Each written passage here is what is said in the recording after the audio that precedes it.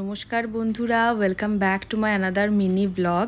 আজ ছিল বৃহস্পতিবার আর দিনটা শুরু হয়েছিল একটা ঝলমলে রোদুজ্জ্বল সকাল নিয়ে।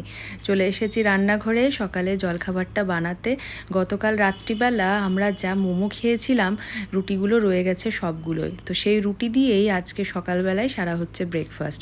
সাথে নিয়েছি একটু করে অমলেট আর টমেটো বাদামের চাটনি। রান্নাবান্না করে চলে এসেছি এরপর ঠাকুর ঘরে। আর প্রতি বৃহস্পতিবার করে আমি পিতাম্বরী পাউডার দিয়ে ঠাকুরের বাসনপত্রগুলো মেজে নিই। কি সুন্দর ঝকঝকে হয়ে গেছে দেখো।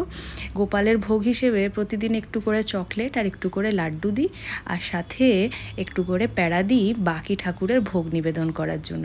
কিন্তু দুদিন পরেই আমার ট্রেন রয়েছে আর লাড্ডু প্যাড়া সমস্তই শেষ, তাই আজকে বাতাসা চকলেট দিয়েই ভোগটা নিবেদন করলাম।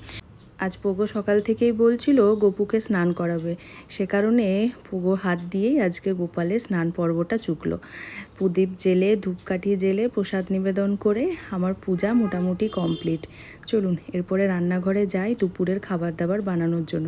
আজকে ভাবছি একবারে একটা ওয়ান পট মিল বানাবো।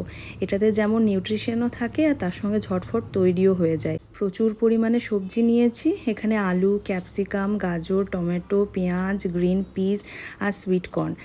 বাসমতি রাইসটাকে সেদ্ধ করতে দিয়েছিলাম আর তার সাথে শেষবেলায় সুইট কর্ন আর গ্রিন পিসটাকেও মিশিয়ে দিলাম।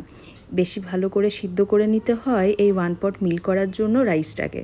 এখানে সমস্ত গুঁড়ো মশলা দিয়ে ভেজিটেবলসগুলোকে ভাজতে দিয়ে দিয়েছি, আর সাথে একটু ম্যাগি মশলা, একটু গরম মশলা, একটু শেজওয়ান চাটনি অ্যাড করেছিলাম। সব শেষে মশলা ভাজার পর রাইসটা দিয়ে খুব ভালো করে নেড়ে দিলাম। তারপর আমি ঘি অ্যাড করলাম। তারপর সব শেষে দিয়েছি একটু কাটা ধনে পাতা। ব্যাস, তাহলেই হয়ে গেছে আমাদের মিলটা রেডি। অবশ্যই একদিন ট্রাই করে দেখো। চলো আজকের ব্লগটা এখানেই শেষ করলাম।